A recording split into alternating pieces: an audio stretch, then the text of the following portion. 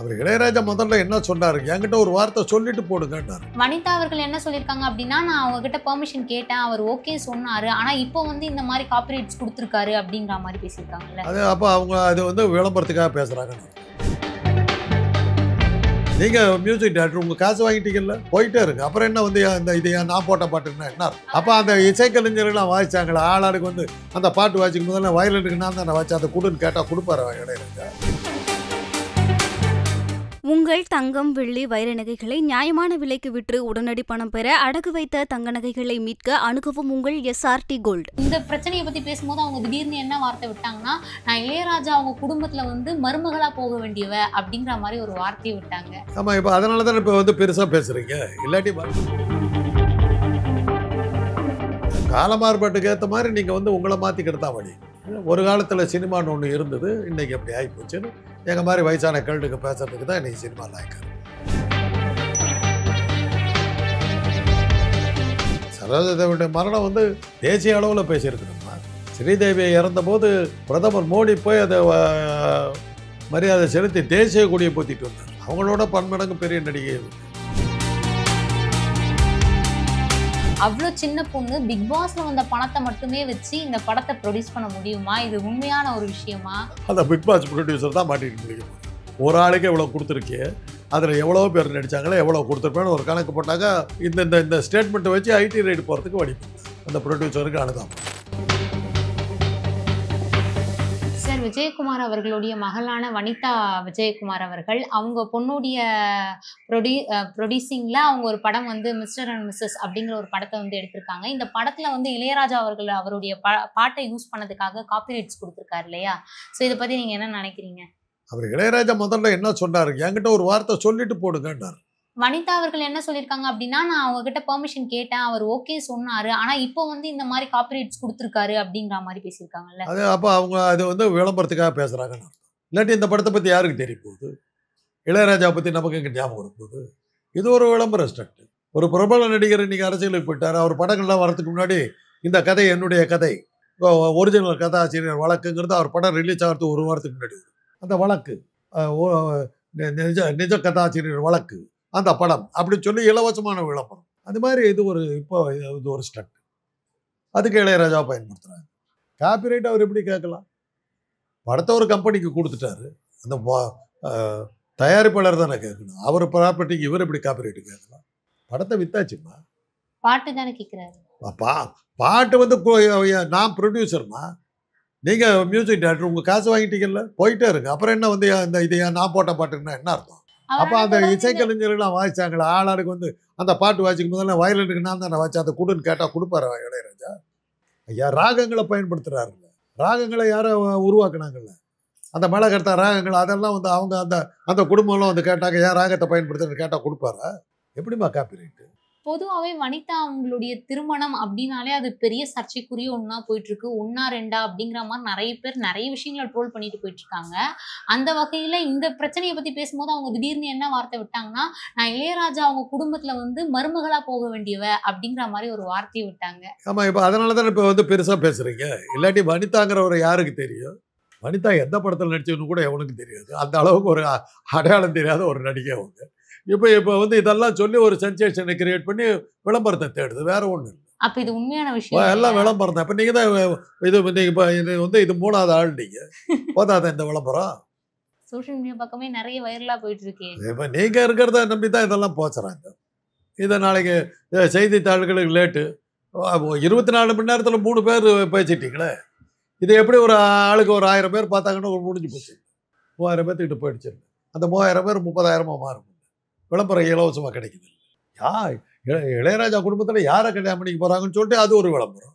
வனிதாங்கிற பொண்ணே யார் எந்த படத்தில் நடிச்சது? அது கடைசியா யாருக்கு தெரியும்? ஒரு நடித்த காலத்திலேயே அது பாப்புலராக இருந்தது. அவங்க தங்கச்சி சின்ன பொண்ணு தான் ஏதோ கொஞ்சம் பாப்புலராக. இந்த பொண்ணெல்லாம் அட்ரஸ் இல்லாமல் போகிறோம். இப்போ விளம்பரத்துக்கு தான் படத்தை வந்து விளம்பரப்படுத்துறதுக்கு எவ்வளோ உத்திகள் செய்யுது. வெற்றி அடைகிறதுக்கு வாழ்த்துக்கள். சார், இன்னொரு பக்கம் இளையராஜா அவர்களை எடுத்துக்கிட்டோம் அப்படின்னா, இளையராஜா அவர்கிட்ட இல்லாத பணமா ஏன் இந்த மாதிரி காப்பிரைட்ஸ்னு போட்டு அது மூலியமா ஒரு பணத்தை சம்பாதிக்கிறாரு அப்படிங்கிற மாதிரி ஒரு பார்வை இருக்கு. காப்பிரைட்ல காசுக்காக இல்லைம்மா, தனக்கு அவருக்கும் ஒரு விளம்பரம் கிடைக்குது இல்லைம்மா. இன்னைக்கு சினிமா இல்லை, இசையமைக்கிறதுக்கு வாய்ப்புகள் இல்லை, அவரை ஸ்டுடியோ விட்டு காலி பண்ணிட்டு போன்னு சொல்லி அதெல்லாம் வேறு ரகல் நடந்து போச்சு. அந்த அளவுக்கு பிரசாத் ஸ்டுடியோ காலி பண்ணிட்டு போகிற அளவுக்கெல்லாம் ரகலாகி போச்சு. எதுவுமே இல்லை. சிம்ஃபோனின்னு போட்டார். அந்த சிம்ஃபோனி என்ன ஆச்சுன்னு இன்றைக்கி வரலும் நமக்கு ஒன்றும் தெரியல. உலகம் பூரா சேர்ந்து வாழ்த்துனீங்க. அதுக்கப்புறம் அது என்ன ஆச்சுன்னு தெரியல. ஒன்றுமே இது இல்லை. காசுக்காக பண்ணுறதில்ல, ஒரு தன் பேர் வரணுங்கிறதுக்காக பண்ணுறது, அவ்வளோதான். இல்லாட்டி செய்திகள் இல்லையே, அவரை பற்றி செய்திகள் இல்லையே. சினிமாவை சேர்ந்தவர்கள் தடுமாறுறாங்க. ஏன்னா சினிமா உளுந்து போச்சு. இன்றைக்கி சினிமாங்கிறதுக்கு இன்றைக்கி இல்லை. அந்த தினசரி பத்திரிகைகளில் வந்து கொஞ்சம் கொஞ்சமாக பேச்சு குறைஞ்சிக்கிட்டே வருது. முழு பக்கமும் தினசரி போட்டுக்கிட்டு இருந்ததெல்லாம் போய் அரை பக்கம் கால் பக்கமாக போய் இன்றைக்கி செய்திகளே இல்லாமல் தடுமாறிக்கிட்டு இருக்காங்க. அந்த காலத்தில் எடுத்த ஃபோட்டோவெல்லாம் திருப்பி போட்டுக்கிட்டு வாழ்க்கை வர்றாரு. முடியல, சினிமா போயிடுச்சு. சீரியல் வந்துடுச்சு. சீரியலை தான் இனிமேல் நீங்கள் பிரபலம் இது பண்ணணும். அதை ஒன்றும் பண்ண முடியாது. சீரியலை இப்போதைக்கு ஒன்றும் பண்ண முடியாது. சார், இப்போ இளையராஜா அவர்கள் காப்பிரைட்ஸ் கொடுக்குறாரு இல்லையா? ஸோ அதே மாதிரி வந்து அவருடைய சிஷியன் தனுஷ் அவர்கள் அதை கையில் எடுத்துக்கிட்டாரு. அதாச்சும் நயன்தாராவுடைய வெட்டிங் வீடியோஸ்க்குலாம் வந்து அவரும் காப்பிரைட்ஸ் கொடுத்து அவரை மாதிரியே பண்ணிட்டு இருக்காருன்னு சொல்றாங்கல்ல. அதுதான்மா, விளம்பரம் இல்லை அவங்களுக்கு. ஏதாவது தான் பேர் வரணும். அப்புறம் 3 நாளைக்கு முன்னாடி நயன்தாரா வந்து ஆண்களை பற்றி ஏதோ இது பண்ணாங்க, ஒரு செய்தி. இல்லாட்டி நயன்தாரா யாருக்கு ஞாபகம் இருக்கும்? இந்த செய்தியை வச்சுட்டு இன்றைக்கி அவங்களுக்கு கிடைக்கிறதுலாம் இது விளம்பர படங்களில் சான்ஸ் கிடைக்கிறது தான். இதை வச்சு மூலமாக விளம்பர படங்களில் ஏதாவது சான்ஸ் கிடைச்சா உண்டு. இல்லாட்டி அவங்களுக்கு என்ன வாழ்க்கை இருக்குது? தினசரி இப்போ மீடியாக்கள் கண்ணில் பட்டுக்கிட்டு இருந்தாங்க. தினசரி ஒரு செய்தி, தினசரி ஒரு இது, கட் அவுட் என்ன, அது என்ன, இது என்ன, எல்லாம் போனாங்க. நயன்தாரா மாதிரி இருக்குதுன்ட்டு போயிடுறான். அந்த அளவுக்கு போயிடுச்சு. அந்த செல்வாக்கு போயிடுச்சு. இன்றைக்கி சினிமா இல்லை, அதை அக்செப்ட் பண்ணி தான் வேறு மீடியாவுக்கு போங்க. அவ்வளோதான் நம்ம கொடுக்கக்கூடிய அட்வைஸ். இன்னதை பிடிச்சி தொங்கிக்கிட்டு இருக்காங்க. நாடகம் வந்தபோது தெருக்கூத்து போயிடுச்சு. சினிமா வந்தோடனே நாடகம் போயிடுச்சு. சீரியல் வந்தது போல சினிமா போயிடுச்சு. அவ்வளோதான். இன்னும் ஏதாவது வந்தேன்னா சீரியலும் போயிடும். இப்போவே டிவி யாருமா பார்க்குறா? சோஷியல் மீடியாவுக்கு மாறிட்டாங்க. சோஷியல் மீடியாவுக்கு போயிட்டாங்க. என்ன மாதிரி வயசான சில கேஸுகள் தான் உட்காந்துட்டு பார்த்துக்கிட்டு இருக்குது. எனக்கு என்ன வேணாக்கா, அந்த சீரியல் ஓடுற நேரத்துக்கு நான் வீட்டுக்கு வரேன், என் மனைவி சீரியல் பார்க்குற நேரத்தில் எந்த வேலையும் செய்ய மாட்டேங்க. நானும் உட்காந்து பார்க்க வேண்டியது. இல்லாட்டி எனக்கு சீரியலை பற்றி ஒன்றும் தெரியாது. எங்கள் கல்லூரி மாணவர்கிட்ட வந்து கேட்டு பாருங்க, சீரியலை பற்றி கேட்டுங்க. இதை என்ன எப்போ சார் வருது இதெல்லாம்? அவங்க எல்லாருமே இதை கையில் வச்சுக்கிட்டு இருக்காங்க. எதையோ பார்த்துக்கிட்டு இருக்காங்க. Time out. கால மாறுபாட்டுக்கு ஏற்ற மாதிரி நீங்கள் வந்து உங்களை மாற்றிக்கிட்டு தான் வழி. ஒரு காலத்தில் சினிமான்னு ஒன்று இருந்தது, இன்றைக்கி அப்படி ஆகிப்போச்சுன்னு எங்கள் மாதிரி வயசான கேள்விக்கு பேசுகிறதுக்கு தான் இன்றைக்கி சினிமா நாயக்கர். அவ்வளோதான். இன்றைக்கி சரோஜாதேவியுடைய மரணம் வந்து தேசிய அளவில் பேசியிருக்கணும்மா. ஸ்ரீதேவி இறந்தபோது பிரதமர் மோடி போய் அதை மரியாதை செலுத்தி தேசிய கொடியை போத்திட்டு வந்தார். அவங்களோட பன்மடங்கு பெரிய நடிகை இவங்க. யாரும் கேட்கறதுக்கு ஆளு.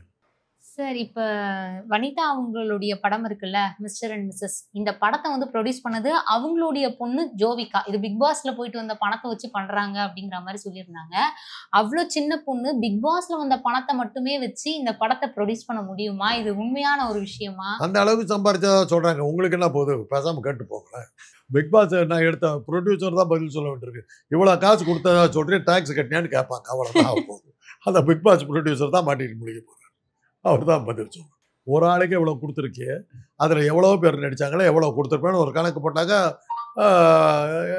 ஐடி ரைடு வந்ததுன்னா இந்த ஸ்டேட்மெண்ட்டை வச்சு ஐடி ரைடு போகிறதுக்கு வழி பண்ணிட்டாங்க. அவ்வளோதான். அந்த ப்ரொடியூசருக்கு அனுதாபம். அவ்வளோ பணம் கொடுத்ததா அந்த அம்மா சொல்லுது.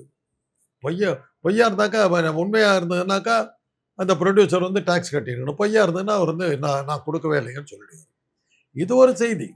பிக் பாஸில் இந்த பொண்ணுக்கு அவ்வளோ பணம் கொடுத்ததா இந்த பொண்ணு கிளைம் பண்ணியது. தனக்கு அவ்வளோ மார்க்கெட் இருக்கிறதா கிளைம் பண்ணி.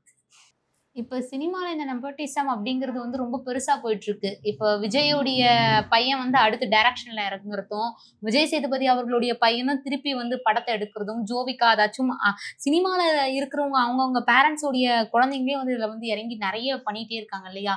புதுசாக வரவங்களுக்கு வழிவிடாத மாதிரி இருக்கு இல்லையா? இதை நீங்கள் எப்படி பார்க்குறீங்க? அதெல்லாம் தவிர்க்க முடியாதுமா, தவிர்க்கவே முடியாது. ஒரு டாக்டரோட பையன் டாக்டருக்கு படிப்பான், அது தப்புன்னு சொல்ல முடியுமா? ஒரு வக்கீலோட மகன் வக்கீலுக்கு படிப்பான். அப்போ அந்த உள்ள அவன் செய்கிறதுல என்ன தப்பு இருக்குது? நல்ல தொழிலாக இருந்தால் அந்த தொழிலுக்கு அவங்க போயிடுவான். அது தப்பு இல்லைல்ல சார். பட் அவன் ஒரு நடிகருடைய மகங்கிற முறையில் என்ட்ரி தாமா கிடைக்கும், அங்கீகாரம் கிடைச்சிடாது. பாக்யராஜோட பெரிய நடிகர் உண்டா? அவர் பொண்ணு பையனும் என்ன ஆனாங்க? எல்லாம் போட்டு ஹீரோவெல்லாம் போட்டு எடுத்து பார்த்தாரு, ஒன்றும் நடக்கலையே. பாரதி ராஜா எத்தனை பேர்த்த உருவாக்குனார்? அவர் மகனை கொண்டு வர முடியும், அறிமுகப்படுத்தலாம். நிலச்சி நிற்கிறது உங்களுடைய சாமர்த்தியத்தை தான் நிற்க முடியும். அதனால் அதை பற்றி நம்ம தப்பு சொல்லணும். அறிமுகப்படுத்தலாம். மக்களின் மனதில் நிற்பவர் யாருங்கிறதா கேள்வி. உங்கள் தங்கம் வெள்ளி வைர நகைகளை நியாயமான விலைக்கு விற்று உடனடி பணம் பெற அடகு வைத்த தங்க நகைகளை மீட்க அணுகவும் உங்கள் SRT கோல்ட்.